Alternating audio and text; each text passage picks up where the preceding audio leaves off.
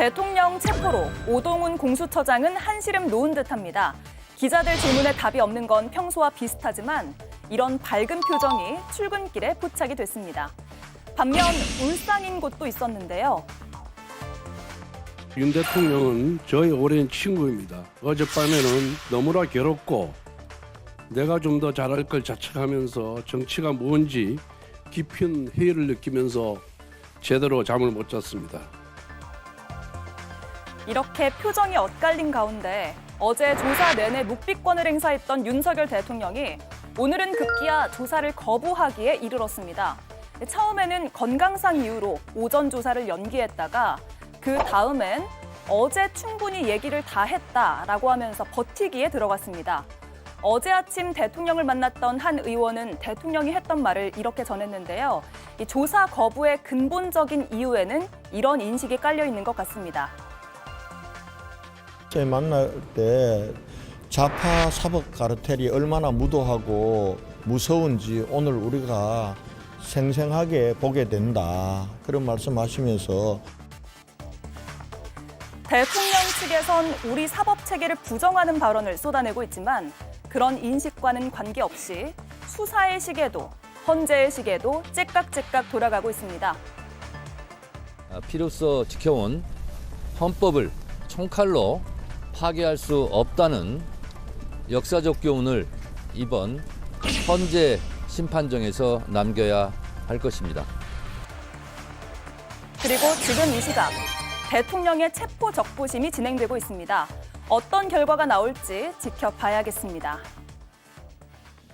네, 윤석열 대통령이 오늘 공수처에 추가 조사를 거부했습니다.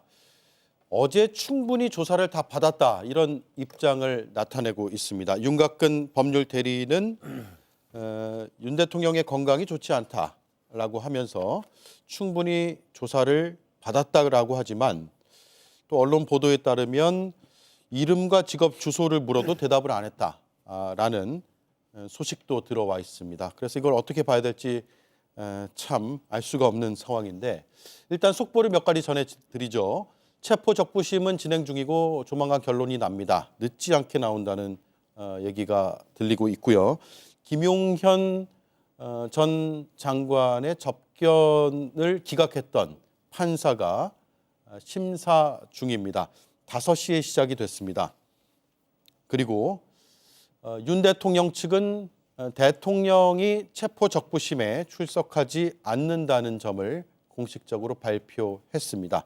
그리고 헌법재판소에서 들어온 소식도 있는데요. 증거 채택 결정에 위법이 없다라고 윤 대통령 측에서 제기했던 이의 신청을 헌법재판소가 기각을 했습니다. 네, 이런 내용들을 오늘 다루도록 하죠. 헌법재판소는 국회, 선관위, 국회의장, 공관의 CCTV를 증거로 채택했다는 속보도 전해져 왔습니다. 자, 김유정 정광재 의원께 첫 번째 질문 드릴게요. 조사를 거부하는 것도 방어권 행사의 일환으로 봐야 될까요? 피의자의 권리이기도 하죠. 묵비권 행사하는 예를 저희가 종종 보기도 했으니까요.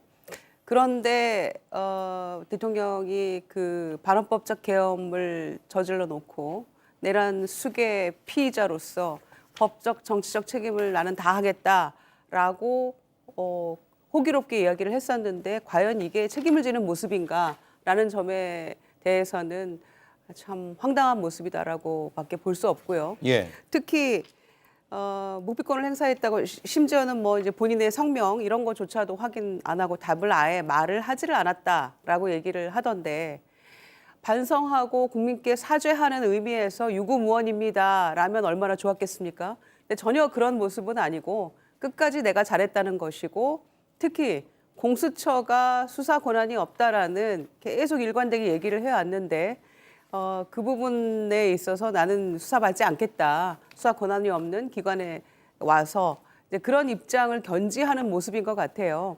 그런데 그렇다 하더라도 저는 체포영장 48시간 또 이제 적부심이 진행 중이니까 조금 늘어나겠죠. 영장은 반드시 청구되고 영장이 발부될 거라고 생각합니다. 이유는 이미 이 내란 주요 종사자들의 군경 뭐 국방장관 포함해서요. 전부 다 지금 구속 수사 중이고 또 재판이 이미 시작되려고 하고 이런 상황이고 이미 너무 여러 가지 진술과 증언들이 나온 그런 상황이기 때문에 특히 내란 수괴 혐의자 피의자에 대해서 영장 청구를 안 할 수가 없거든요. 그러니까 어제 묵비권 행사한 그 모든 것들까지 그 상황까지도 아마 저는 보고가 될 거라고 생각하고 또 나머지 그 내란 주요 임무 종사자들의 증언과 진술을 바탕으로 해서 판단을 할 것이기 때문에 본인이 아무리 묵비권을 행사해도 그 자체로서도 증거가 될 것이고 오히려 본인에게 불리하게 작동할 수 있다는 것도 검찰총장 출신으로서 이미 알고 있을 거라고 판단합니다. 네. 근데 지금 윤석열 대통령 측은 처음부터 이번 수사의 권한을 공수처가 갖고 있느냐 안 갖고 있느냐를 논했던 거잖아요. 내란 수사와 관련한 권한은 공수처가 갖고 있지 않다는 것이 윤석열 대통령 측의 주장이었기 때문에 네. 지금 체포영장이 집행돼서 조사가 시작됐다고 하더라도 당장 가서 그 수사에 응하는 것이 옳은 결정인가? 당연히 그렇지 않을 거라고 생각했겠죠. 또한 묵비권은 피의자가 행사할 수 있는 방어권의 일종이기 때문에 수사에 응하지 않는다고 해서 이런 뭐 재판이나 수사에 불이익이 있어서는 안 된다고 생각합니다. 결국에는 이 윤석열 대통령과 관련한 혐의는 위헌 위법의 정도를 탄핵 재판에서 하는 것이 우선이지 지금 내란죄라는 형사소송법에 의해서 결론이 내는 것은 굉장히 오랜 시간이 걸릴 수밖에 없거든요. 그러니까 이 내란죄와 관련한 수사는 어차피 시간이 좀 걸릴 수밖에 없기 때문에 이렇게 체포영장 집행을 서둘렀어야 하는가에 대해서 여러 국민들이 좀 의문을 갖고 있는 것도 사실이죠. 윤석열 대통령의 묵비권은 위법 부당한 수사에 대해서는 협조하지 않겠다라는 의지가 반영된 것으로 보입니다. 예. 김용남 의원님, 네. 대통령이 조사 과정에서 이름, 직업, 주소를 물어도 답을 안 했다라고 보도가 되고 있습니다. 이거는 조사 과정에서 기본적으로 시작할 때 물어야 되는 내용들이고, 그렇죠. 예, 기본적으로 인적 사항을 확인하고 예, 조사를 들어가고 법원에서 재판 시작할 때도 그렇죠. 예. 네, 근데 이런 재판을 것- 받는 당사자의 인적 사항부터 확인하고 재판 시작. 예. 그런데 답을 전혀 안 하고요. 그리고 비상계엄은 대통령의 고유 권한이다라는 딱 한 가지 주장만 계속 반복했다라는 건데 수사기관에서 이러는 것이 본인에게 유리하다고 판단했을까요? 지금 이 내란 수괴 혐의와 관련해서는 뭐 자세한 진술을 아무리 잘 하더라도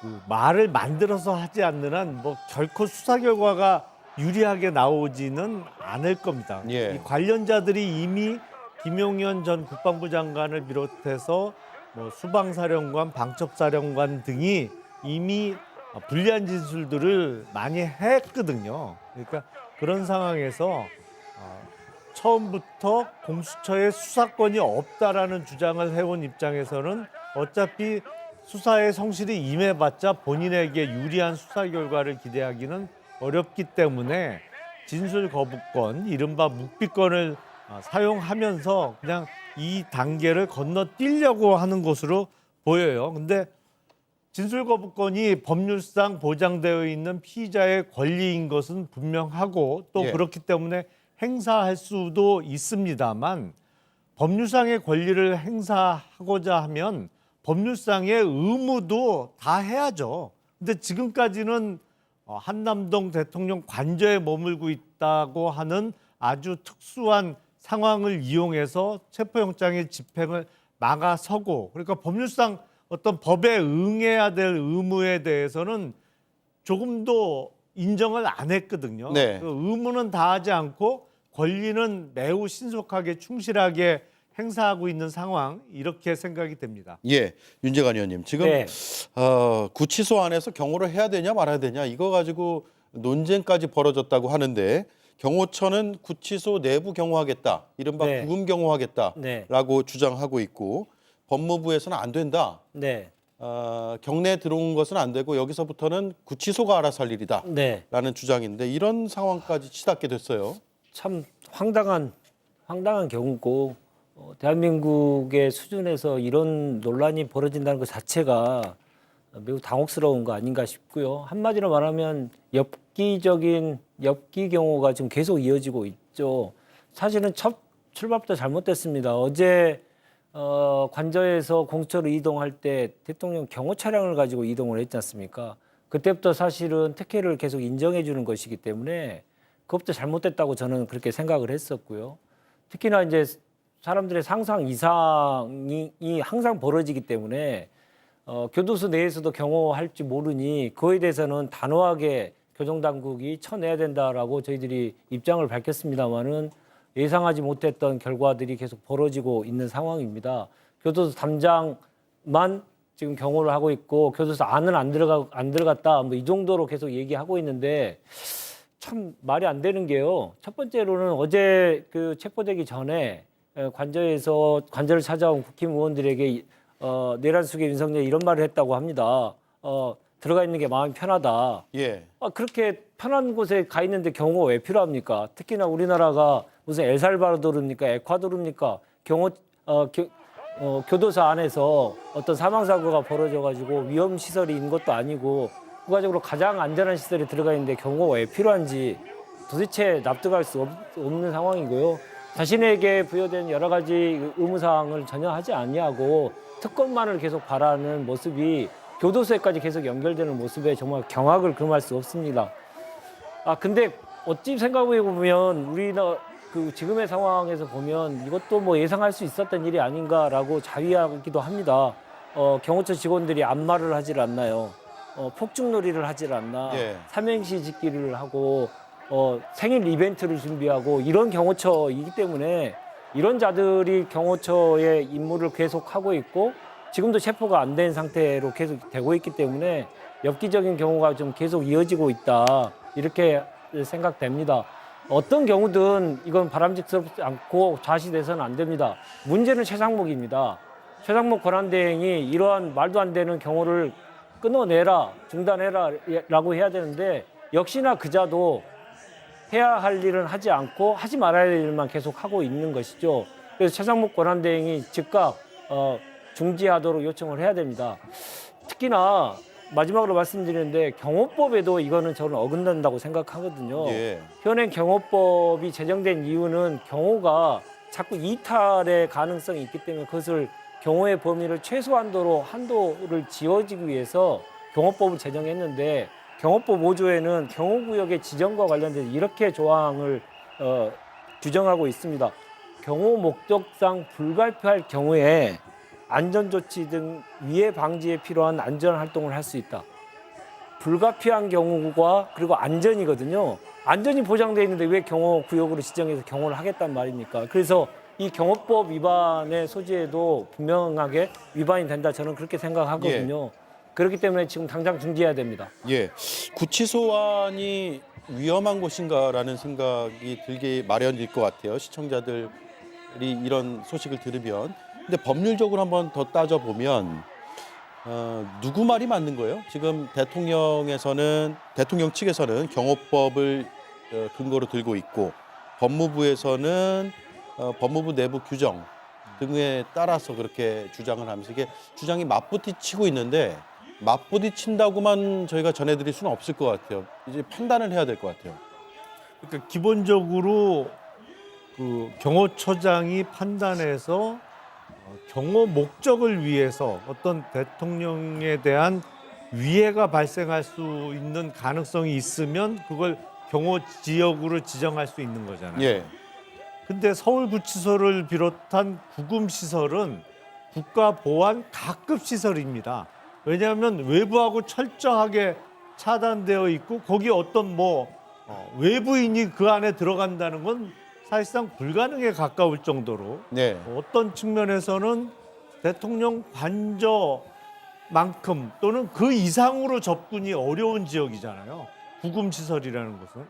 그렇기 때문에 이게 무슨 위해가 발생할 가능성이 있느냐라는 차원에서 판단해 보면 서울구치소 안에서 무슨 경호활동을 거기가 어떤 일반인이나 제3자가 이렇게 쑥 접근할 수 있는 가능성이 원천적으로 차단되어 있기 때문에 서울구치소 안에 어떤 시설이나 특정 지역을 경호시설로 지정한다는 것은 상식적으로는 잘 이해하기는 어렵습니다. 예. 그런데 이 문제는 누구도 그 직면해 본 적이 없는 문제이기 때문에 예. 경호처에서는 관련 규정에 따라서 본인들의 주장을 할 수 있다고 봅니다. 그래서 법무부와 논의를 해서 이렇게 뭐 논의가 되는 과정에서 결국에는 안쪽으로 경호관이 파견되는 일은 없었던 것으로 저는 알고 있거든요. 아직까지 그 단계는 아니죠. 네. 예. 그러니까 이런 그 법적 해석 영역이 그 이견이 있을 수 있는 부분에 대해서 문제 제기하는 것과 관련해서 지나친 뭐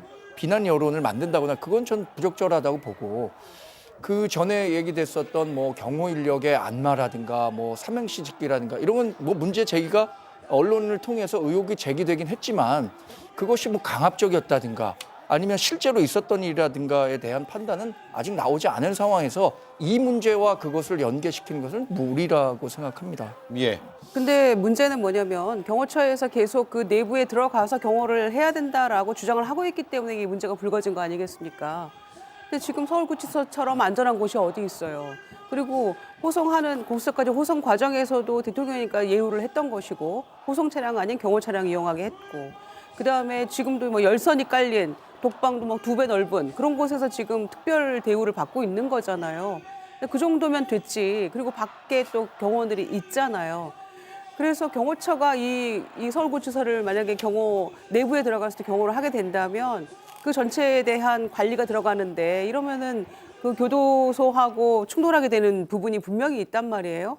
그리고 이 부분도 명확해야 되는 것이 지금 체포영장 집행 과정에서 뭐 이틀 또 만약에 적부심 진행 중이니까 하루가 더 연장될 수도 있겠습니다만 그런 경우를 또 넘어서서 구속영장이 만약에 발부가 됐을 경우에는 20일 뭐 추가적으로 뭐 한 30일 될 수도 있을 텐데 그럼 그때도 경호처에서 주장해서 계속 들어와서 한 달 가까이를 지금 이 구치소 내부를 다 경호를 맡겠다는 것인지 이거 말이 안 되는 상황이거든요. 그러니까 이것은 마치 공수처에 조사를 받으러 나가면 대통령 신변에 위해를 가하는 일인 양 포장을 해가지고 나갈 수 없다라고 얘기한 것과 마찬가지예요. 그래서 결국에는 그 출석하지 않고 체포영장 발부되는 이런 난장판까지 만들어 버렸잖아요. 예. 그러니까 위험하고 갈등적인 그 상황을 직접 만드는 위치에 있어 버리는 거예요. 지금 이 피의자가. 그래놓고 지금 뭐 경호처가 내부까지도 들어가야 된다 이렇게 얘기하는 거는 경호처가 어제 체포영장 집행 과정에서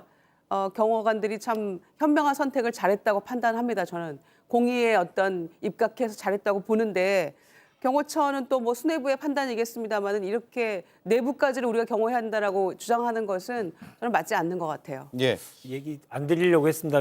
이건 꼭 좀 예, 말씀드리고 하시죠. 하시고 드리고 반론 싶습니다. 있으면 또 하시면 이게 됩니다. 예. 단순히 경호가 하는 게 좋으냐 안 좋으냐의 수준이 넘는 것이고요. 전 세계가 우리나라가 어떻게 하고 있는지 지금 예의주시하고 있지 않습니까? 그러니까 우리의 수준이 교도소 안에서 어떤 사망 사건이 벌어지거나 위해 요소가 있는 교도소, 그러니까 법질서 수준이 정말 후진국인 나라도 아니지 않습니까? 그런데 대통령이 그런 경호를 배치했다. 그러면 전 세계에서 우리나라를 어떻게 보겠습니까? 우리나라의 수준을 죄송한 얘기지만 모잠비크, 에콰도르, 엘살바도르 정도 수준으로 볼 겁니다. 교도소 안에서 사망 사건이 계속 벌어지는. 그 정도 나라로 보게 되면 우리나라의 국격으로 추락을 도대체 언제까지 시킬 겁니까? 제발 최소한의 염치라도 좀 가져졌으면 좋겠다 이런 생각이 듭니다. 예. 저는 뭐 거듭 말씀드리지만 관련해서 문제를 제기했으니까 법무부와 경호처가 논의를 해서 법무부가 유권 해석을 해주면 됩니다. 실제로 어젯밤에 그래서 경호관이 그 구치소 안으로 갔는지 전 뭐 가지 않은 것으로 알고 있는데 이러한 가이드라인 아무도 한 번도 해석해 본 적이 없었던 영역이기 때문에 이 부분에 대한 책임을 갖고 법무부가 결정을 해주면 대통령실이 그럼 그 부분에 대해서 더 문제를 제기해갖고 계속해서 논란이 커지겠습니까? 저는 그걸로 종결될 사안이라고 생각합니다. 예. 네, 말씀하시죠. 앞으로도 이 상황이면 계속 경호 관련한 논란이 생길 것 같은데요. 저는 이런 논란이 생기는 근본적인 이유가 뭐냐. 지금 대통령실 경호처의 최고 책임자는 김성훈 경호차장입니다. 왜냐하면 경호처장은 사직을 하고 그 대행을 하고 있는데 이미 수사기관의 소환에 불응해서 체포영장이 발부가 됐는데 어제 김성훈 경호차장과 이광우 본부장에 대해서는 체포영장 집행이 안 됐어요. 그러다 보니까 이 사람들이 지금도 경호처의 최고 책임자로서의 어떤 지시나 명령을 하고 있는 상황이고 앞으로도 무리한 주장이나 요구를 많이 할 것 같아요. 그게 가장 근본적인 이유라고 생각이 됩니다. 이 논란거리가 계속 생기는. 그래서 저는 출석이 내일 예정되어 있는데 내일 그 소환조사 이후에는 미뤘던 체포영장 집행이 이루어져야 되는 거 아닌가 그런 생각을 합니다. 네. 자, 여기까지 하죠. 일단 현재 상황으로는 추측을 가미한 전망밖에 할 수가 없는데 서울구치소의 담장 바깥에서 경호처가 머물고 담장 안은 구치소 관계자들만 있는 것으로 정리될 가능성이 지금 커 보인다는 거잖아요. 하지만 어떻게 결론이 날지는 좀 지켜봐야 될 것 같습니다. 이게 처음 겪는 일이다 보니까 우리끼리도 이제 뭐 서로 의견이 다를 수 있고 또 시각이 다를 수 있는 것 같습니다. 규정과 규정이 좀 부딪히거나 법률과 규정이 좀 서로 부딪히거나 빈틈이 생기는 그런 지점이 생기는 것 같고요. 네 분들의 의견을 다 종합하면 잘 판단을 시청자들께서 하실 수 있을 것 같습니다. 지금 이 시각 서울중앙지방법원 앞을 보고 계십니다. 집회 참가 인원이 확 늘었네요. 경찰차가 이번에도 서울중앙지법 앞에 차벽을 세워놓고 있습니다. 어제는 공수처 앞, 그 전에는 한남동 관저 앞에 있었거든요. 고스란히 지금 서울중앙지법 앞으로 옮겨온 그런 상황이고 광장에서는 대통령을 즉각 석방하라는 그런 구호가 울려 퍼지고 있습니다. 그리고 법원 안에서는 체포 적부심이 진행되고 있습니다. 그리고 속보도 이어지고 있네요. 헌법재판소에서 탄핵 심판 변론기일을 3번 추가로 지정했습니다. 지금 5번 지정해놨는데 3번 추가되니까 총 8번이 되는 것이고 2월 13일까지 2월 6일 원래 4일까지 돼 있었거든요. 2월 6일, 10일, 13일에 변론을 추가로 진행한다고 합니다. 그러면 총 8회가 돼서 8회 이후에 이제 선고를 내릴지 여부는 그때 가봐야 알겠지만 일단 총 8회, 8번을 진행하는 것으로 현재 기준으로는 정했습니다. 오늘 2차 변론 기일이었는데 여기서 이 자리에서 헌재가 결정을 한 것으로 보입니다.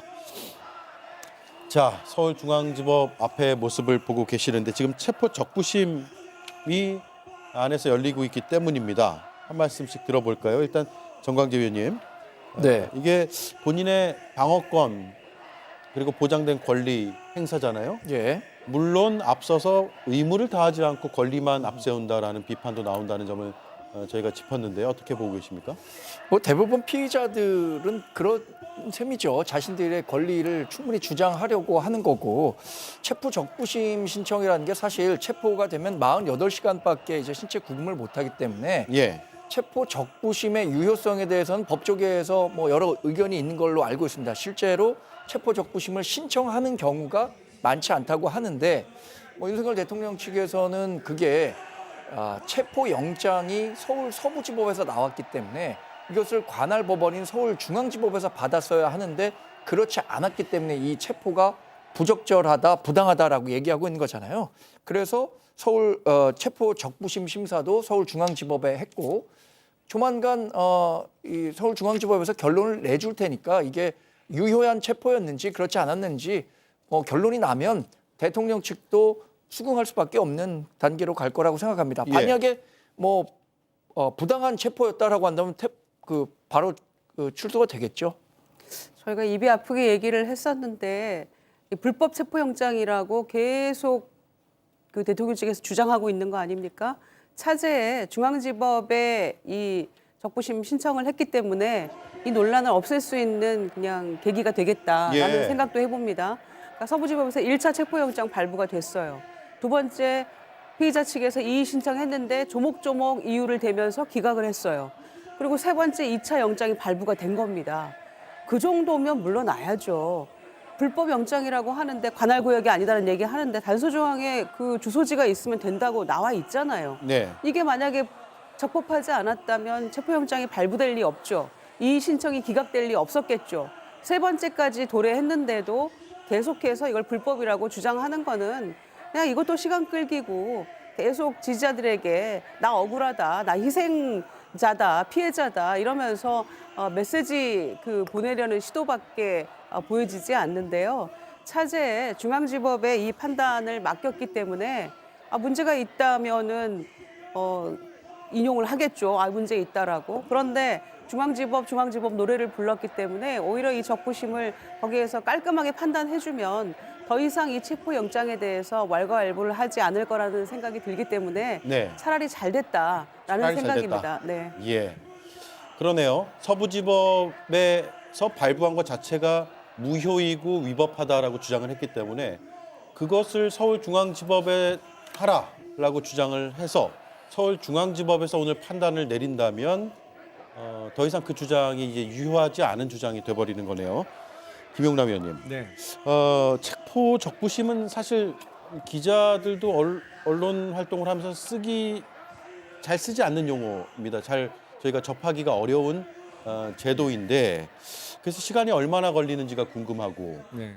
그리고 쟁점이 어떤 쟁점으로 흘러갈 것인가가 궁금하거든요. 이게 체포가 부당하다고 지금 주장하는 거잖아요. 그렇죠. 체포 예. 절차가 부당하다고 하는 것인지 아니면 체포 영장 발부 자체가 부당하다고 주장하는 것을 다루는 것인지 그 쟁점도 궁금해요.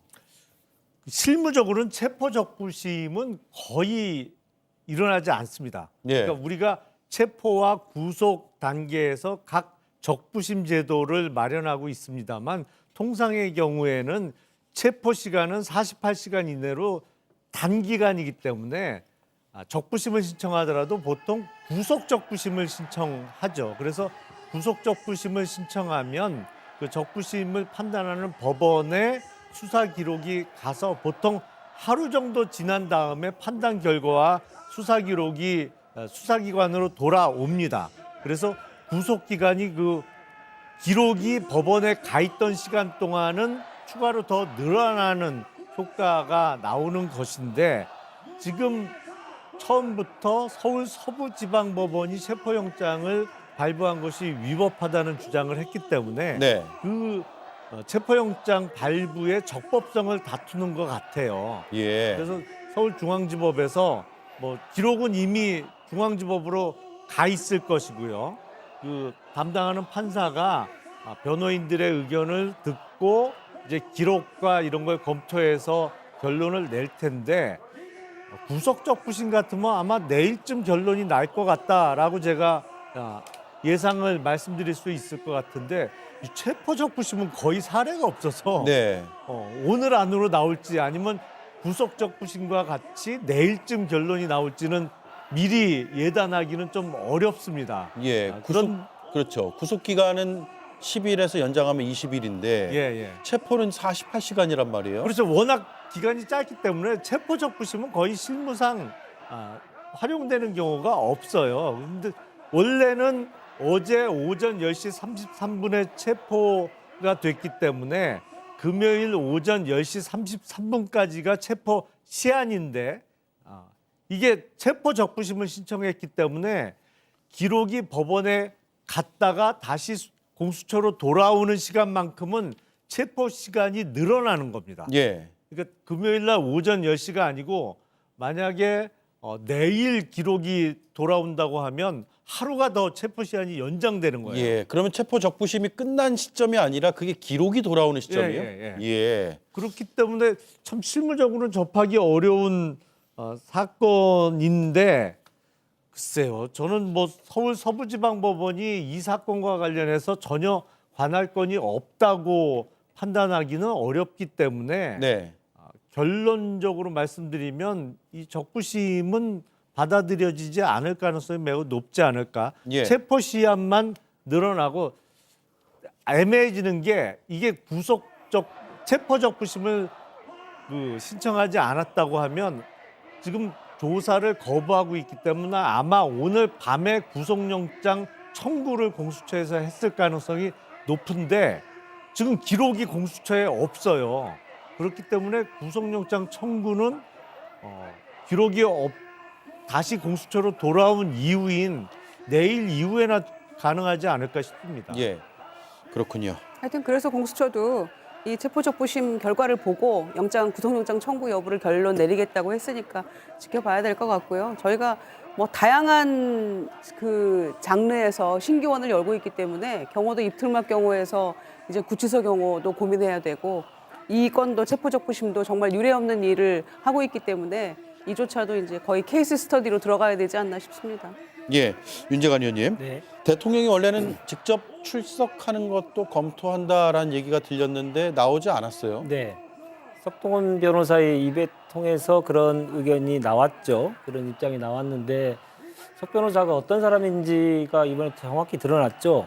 왜냐하면 정확한 정보가 아니고 석동원 변호사는 자기 정치하는 사람입니다. 예. 정확한 정보를 전달하기보다는 이번 기회를 통해서 자기의 인지도를 높이기 위한 내란 선전 행동을 계속하고 있는데 그자 입부터 좀 막아야 되겠다는 생각이 많이 들고 언론들도 이렇게 그대로 보도하는 경우가 상당히 많은데 내란 동조 세력, 내란 선전 세력의 말을 그대로 인용하는 것에 대해서는 한 번쯤 생각해 볼 문제라고 생각합니다. 예.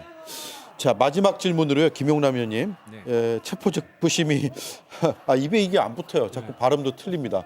체포적부심이 기각될 가능성이 크다면 그다음에 이제 체포 시한 내에 구속영장을 청구할 가능성이 또 크잖아요. 그렇죠. 그래서 구속영장이 발부가 되면 네. 그때는 구속적부심을 청구할 가능성도 있을까요? 그러니까 단계적으로는 보장은 되어 있는 절차입니다. 그래서 그 보장된 절차를 하나하나 다 권리 행사를 할 가능성이 있는 거죠. 그것도 예상이 되죠. 예. 지금까지 대응한 행태로 봐서는. 예. 근데 구속적 부심 그 청구를 하면 또 구속 기간이 그만큼 하루나 이틀까지 또 늘어나는 거예요. 예. 그래서 제가 이제 궁금한 점은 체포 적부심 기각 그 뒤에 구속영장 청구하면 영장 실질 심사를 통해서 판단을 하게 되잖아요. 본인의 주장을 할 수 있고. 근데 발부가 됐다고 하면 또 구속 적부심을 청구할 가능성이 있고. 그렇게 했을 때 윤 대통령 측에 실익이 있냐 이거죠.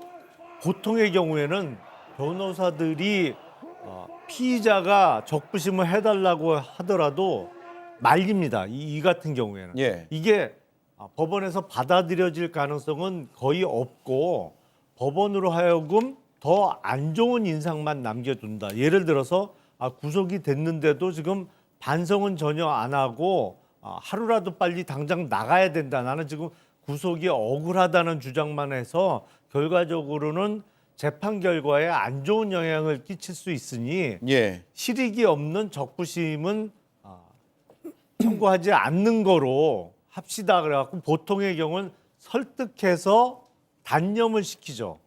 근데 지금 활동하고 있는 변호인들은 그러지는 않은 것 같아요. 그런 자세는 아닌 것 같아서 예. 모르겠습니다. 어떻게 나올지. 예. 근데 저는 뭐 윤석열 대통령 측 그 변호인의 입장에서 본다면 계속해서 수사와 절차의 부당성을 문제 삼았기 때문에 체포 적부심이든 구속 적부심이든 모든 단계를 거치는 단계에서 판단을 받아보고 싶어 할 것 같아요. 결국 윤석열 대통령과 관련한 이제 수사는 형사법에 따른 내란죄 또 헌법재판소에서 따른 탄핵 재판 이게 있는데 예. 윤석열 대통령은 계속해서 얘기했던 것처럼 헌법재판소에서의 탄핵 재판 여기에 사활을 걸고 있는 거예요. 그러니까 절차적 정당성에 관한 문제는 문제대로 제기하고 본인이 충실히 임하려고 하는 탄핵 재판에 최선을 다하는 그런 전략을 갖고 있는 게 아닌가 싶습니다. 예. 알겠습니다. 여기까지 듣고요. 이 시각 체포 적부심이 진행 중이고 조만간 결론이 나는데 이게 오늘 밤이 될지 또 내일이 될지는 알 수 없습니다만 신속하게 나올 가능성이 크다라는 쪽의 소식도 현장에서는 들리고 있어서 하지만 판사의 판단이기 때문에 우리가 섣불리 말씀드릴 수는 없는 부분입니다. 자, 그리고 자막 예, 지금 헌법재판소가 변론기일을 3회 추가 지정했다고 말씀드렸는데 앞서 날짜가 하나 틀린 게 있어서 제가 정정해 드리겠습니다.